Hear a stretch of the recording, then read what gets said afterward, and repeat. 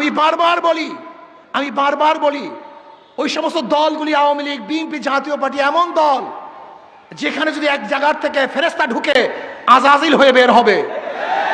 আর ইসলামী দলগুলি এরকম ভালো দল, আজাজিল ঢুকলে ফেরেশতা হয়ে বের হবে। গতকালকের রিপোর্ট, এক ছাত্র দলের কর্মী যুব দলের কর্মীকে ছুরি আঘাত করে হত্যা করছে, দেখছেন আপনারা? ভিডিওটা সকলে শেয়ার করে দিবেন, অন্যকে দেখার সুযোগ করে দেবেন ইনশাআল্লাহ। আমাদের নেতা খানকায় পীর আর ময়দানে হচ্ছে বীর। মাশাআল্লাহ, আলহামদুলিল্লাহ। চরিত্রবান, নীতিবান, কিন্তু ওই দলগুলিতে ঢোকার পরে নীতি এবং আদর্শবান থাকতে পারে নাই, খুনি হয়ে গেছে, ধর্ষক হয়ে গেছে, চাঁদাবাজ হয়ে গেছে।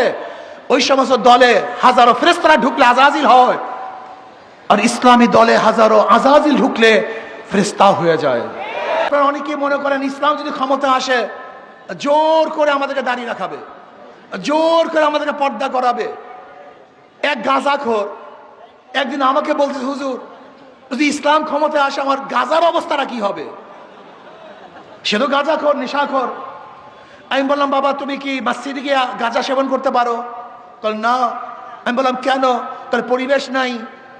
আমি বলি ইসলাম ক্ষমতা আসলে গোটা বাংলাদেশটা এমন পরিবেশ হয়ে যাবে, মসজিদের পরিবেশ, যেখানে তুমি গাঁজা সেবন করতে পারবা না। এক দাঁড়িয়ে কামানে ভাই বলতেছে, ভাই ইসলাম ক্ষমতা আসলে আমাকে জোর করে দাঁড়িয়ে রাখাবে, আমি তো দাঁড়িয়ে রাখবো না। আমি বললাম মসজিদের যে পবিত্র জায়গা কোনো জায়গায় নেই, দুনিয়ার মধ্যে সবচেয়ে পবিত্র জায়গা কোনটা? আমি বললাম দাড়ি কামানো অবস্থা তুমি মসজিদে ঢুকতে পারো?